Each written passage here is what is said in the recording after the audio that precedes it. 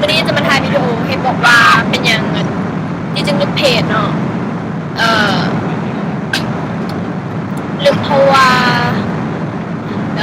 มีคนไลค์59,000คนแล้วเนาะใกล้จะ60,000ลึกกับเสียดายลายแต่ว่าก็ลึกแล้วเพราะว่าเห็นอย่างแบบมันก็เป็นกระแสแล้วมีแต่คนรู้เนาะกับบ่ค่อยอยากให้ก็ต้องรู้หลายอยากให้เห็นอย่างกับแบบเรื่องของตัวเองไม่อยากให้หลายๆคนหลายคนต้องรู้นำขนาดแบบบ่มีชีวิตของคนโตสิคะแล้วก็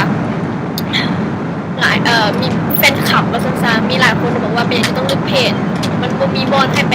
โพสเขียนว่าจีน่าฮักแล้วจังซี่จังซั่นเนาะก็ยังก็ไปโพสอยู่ Instagram หรือว่า Social Cam หรือว่า YouTube ก็ได้เพราะว่าจีก็ยังเล่น Instagram YouTube Social Cam คือเก่า Instagram จีก็มีอันเดียวแม่นตัว hello_gorgeous แล้วก็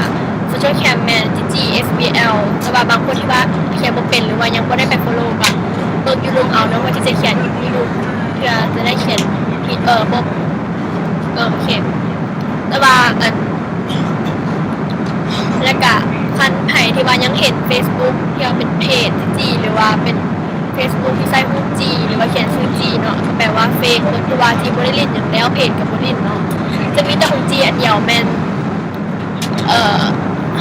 จีเคยบอกเธอแล้วเนาะ Facebook ที่แท้จริงเป็นอันเดียวแม่น facebook.com/ggsvl แต่ว่าจีทำกันแต่ครอบครัวกับหมู่เนาะฉะนั้นก็มีแต่แบบ